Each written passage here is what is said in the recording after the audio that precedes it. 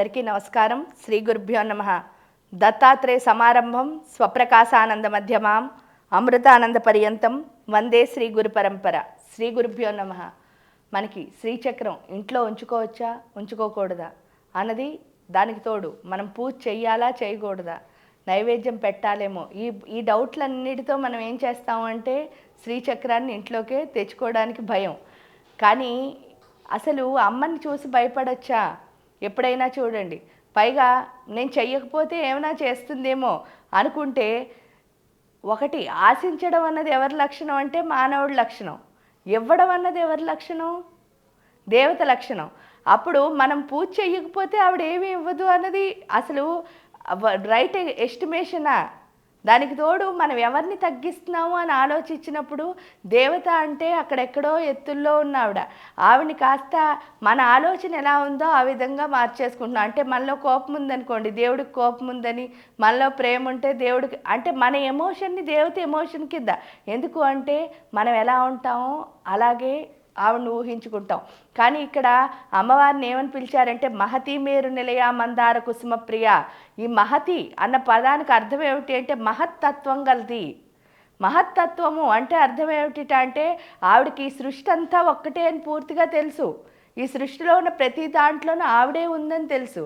అలాంటప్పుడు ఆవిడెప్పుడు అసలు ఏంటి అంటే మనం ఏది ఇస్తే దానికి రిటర్న్ ఇచ్చే తత్వం అయితే అమ్మకి లేదు. మనం ఏమి ఇవ్వకపోయినా సరే మనకు అన్నిటికంటే విలువైన ప్రాణాన్ని ఇచ్చి ఇక్కడికి పంపించింది. ఆ ప్రాణం ఉంటే మాత్రమే ఏమవుతుంది అంటే ఇక్కడ ఉన్నవి ఏవైనా సరే విలువ. అంటే ఈ డ్రెస్ వేసుకున్నాను, ఈ నగ పెట్టుకున్నాను, లేకపోతే ఈ కుర్చీలో కూర్చున్నాను, ఇవన్నీ ఎప్పుడు తెలిసి ఎంజాయ్ చేస్తున్నాను అంటే నా ప్రాణం ఉన్నప్పుడే.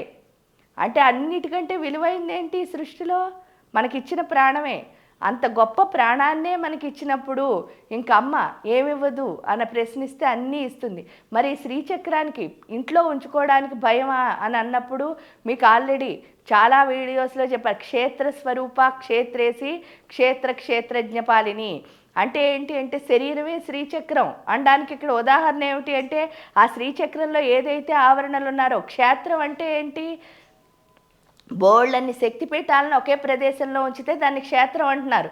ఇక్కడ బోల్డన్ని శక్తిపీఠాలు ఒకే ప్లేస్లో ఉన్న ప్రదేశాల్లో ఒక ప్రదేశం దేహం కూడా.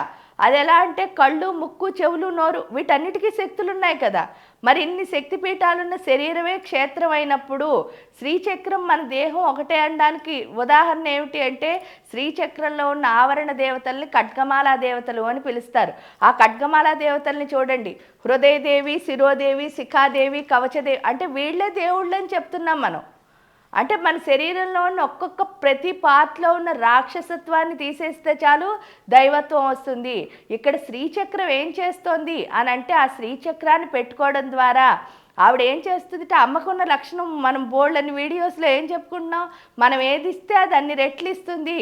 అంటే ప్రకృతిలో ఉన్న శక్తులన్నీ ఎక్కడున్నాయి? ఆ శ్రీయంత్రంలో ఉన్నాయి. ఎప్పుడైతే మనం చిన్న భక్తి శ్రద్ధ అన్నది పెట్టి అక్కడ మంత్రం అన్నది చదువుతున్నామో దాని ద్వారా ఆ దేవతా శక్తులన్నీ ఎవరి లోపలికి వస్తున్నాయి అని అంటే మన లోపలికే వస్తాయి.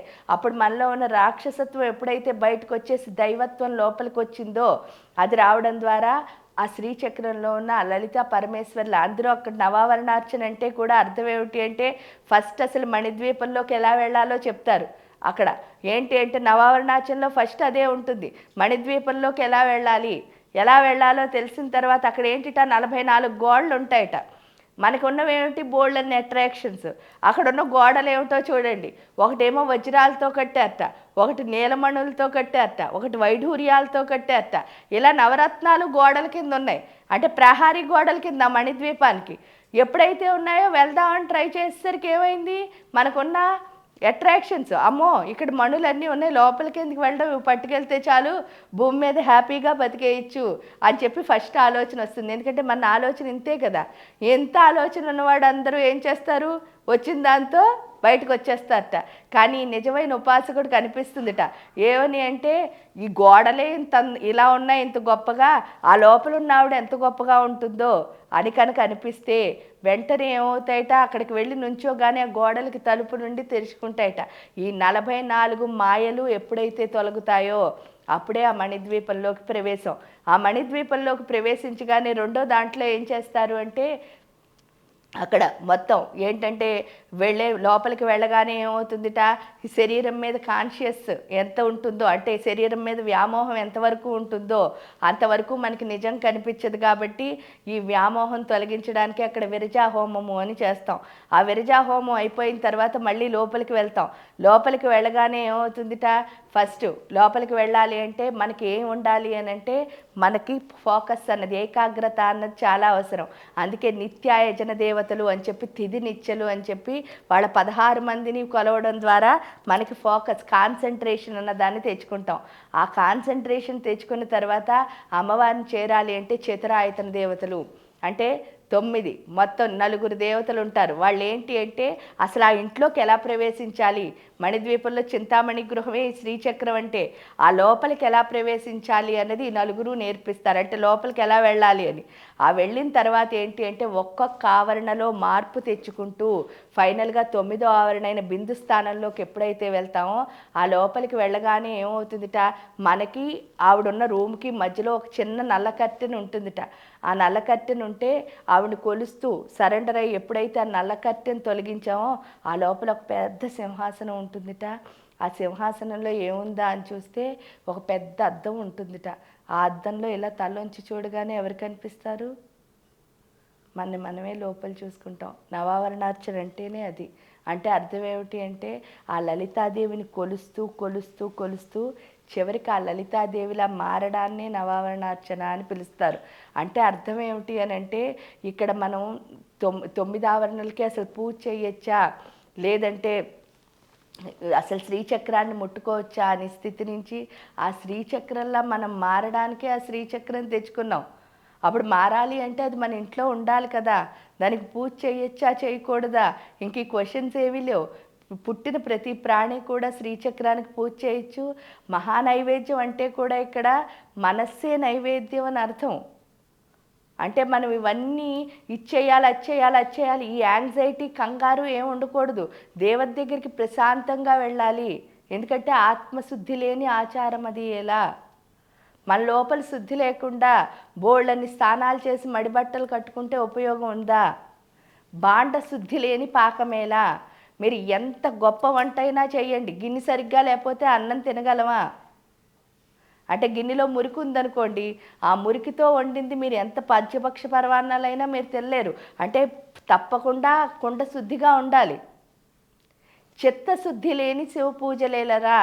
అంటే ఆలోచన మంచిగా లేదు, అన్నీ స్వార్థమే. వీళ్ళని ఏం చేద్దాం, వాళ్ళని ఏం చేద్దాం, వీళ్ళని కొడదాం, వాళ్ళని తందామా అనుకుంటూ మనసులో అనుకుని శివుడికి పూజ చేస్తే మాత్రం శివుడు మనతో వస్తాడా? ఎందుకంటే నిస్వార్థంగానే పూజ చేయాలి దేవుడికి ఎప్పుడు. అక్కడ వచ్చేసరికి ఏంటంటే ఈ 3 ఉంటేనే మనం చేసిన పూజకి ఫలితం. కాబట్టి ఆ 3 రావాలంటే కూడా మనం ఏం చేయాలి, మళ్ళీ మనం ఏం చేయలేం కదా, ఆ దేవతనే ప్రార్థించాలి. కాబట్టి ఆవిడ ఉంటేనే కదా ప్రార్థించగలం. కాబట్టి ఇంట్లో ఆ శ్రీచక్రాన్ని పెట్టుకుని చక్కగా ఆవిడని కొలవడం ద్వారా మనకి ఎంత వస్తే అంతే మనస్ఫూర్తిగా కనుక ఆవిడని కొలిస్తే చివరికి ఆవిడలో ఉన్న ఆ దైవ లక్షణాలు ఏవైతే ఉన్నాయో మనకి, ఎందుకంటే 6 నెలలు దాన్నే ఉపాసన అంటారు. ఏమిటి అంటే 6 నెలలు సావాసం చేస్తే వాళ్ళు వీళ్ళు అవుతారు, వీళ్ళు వాళ్ళు అవుతారు అంటారు కదా. అదేవిధంగా ప్రతిరోజు చెయ్యగా చెయ్యగా చెయ్యగా తినగ వేప తీయనుండు, చెయ్యగా చెయ్యగా చెయ్యగా చెయ్యగా ఏమర్థమవుతుంది అంటే ఆ లక్షణాలు మనలో కూడా కొంచెం కొంచెం రావడం మొదలు పెడతాయి. ఎప్పుడైతే వచ్చాయో అప్పుడు ఏమవుతుంది అంటే ఆవిడలాగే మనం మారడానికి ఒక అవకాశం మనకి ఈ జన్మకి లభిస్తుంది. కాబట్టి శ్రీచక్రం పెట్టుకోవచ్చా పెట్టుకోకూడదు ఈ అనుమానాలన్నీ పడ్డంలో మనం దేన్ని దూరం చేసుకుంటున్నాం? ఎందుకంటే వయసు అలా పెరిగిపోతుంది. వయసు పెరిగిపోతే మనకి దగ్గర పడుతుంది ఏది? అప్పుడు మనం ఈ భూమి మీదే ఉండనప్పుడు ఇంక చేయడం చేయకపోవడం ఏమి ఉండదు కదా. ఏదైనా సరే ఈ శరీరం ఉన్నంత వరకు. ఎందుకంటే పాలు మీ దగ్గర ఒక 10 లీటర్లు ఉన్నాయనుకోండి, గిన్నె లేదు, కింద పోసేసి ఆ పాలను మీరు తాగగలరా? అంటే ఒక ఆధారము అన్నది ఉండాలి పాలు పోయాలి అంటే. అదేవిధంగా ఈ ప్రాణం అన్ని ఆధారం ఏంటి? శరీరం. ఈ శరీరం ఉన్నంత వరకే మనం ఏం చేసినా.